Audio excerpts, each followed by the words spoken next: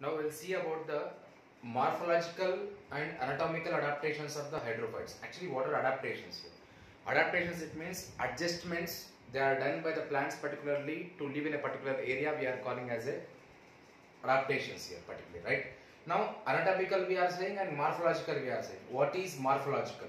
Morphological adaptations, it means the adaptations which we are seeing with our eyes, which can be visible, that adaptations we are calling as a morphological.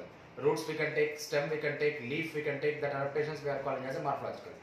Anatomical adaptations, it means internal adaptations, right?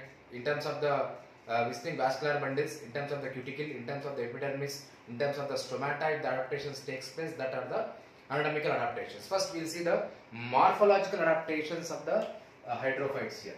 See, morphological, it means what? Simply hydrophytes, we know particularly that actually hydrophytes consisting of availability of more amount of water we can see in the hydrophytes. As in the hydrophytes, availability of more amount of water is there, roots are less developed. Roots are less or poorly developed here. Or poorly developed in particularly what? In the hydrophytic plants here. Roots are less developed or poorly developed, because actually what is happening, water availability is there, roots are less developed we are saying, or else poorly developed we are saying. If it is required in some plants, they are developed here, roots are developed here.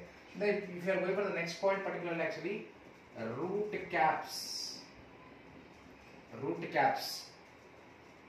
are maximum absent, or totally absent maximum. If it is needed, actually root caps are present in the plants which are present in the plants which are growing in the mud areas, in that plants mainly root caps are present, but in the normal hydrophytes, the submerged hydrophytes, all these things, root caps are particularly absent here. And in some plants, in the place of root caps, in some plants it is developed as the root pockets here. Root pockets particularly. And here root system particularly here is here, if the root system is present, it is fibrous and adventitious root system. Fibrous and then adventitious root system. We can see here root size is reduced. Root size is reduced size we are seeing, and they are of the less size, right? They are less grown. The roots are always less grown in the hydrophyte. They are the morphological adaptations. If you take the leaf, actually leaf is in some plants it is small, and then ribbon shaped we can see leaf. And in the floating hydrophytes we can see large petiolated leaf. Because if the petiole is large, also nothing will happen, because they are the hydrophytic plants. Water availability is more. If the water loss takes place in the form of the transpiration, also they can take the water again. That's why the leaf size is large here in the particular hydrophytes here particularly. If we take the stem particularly, fifth point, the stem is long, flexible and slender. The stem is always long, flexible and slender, because actually as water availability is more, they can supply the water up to the whatever the height they require. These are the morphological adaptations. If you see the anatomical adaptations particularly here, if you are seeing here,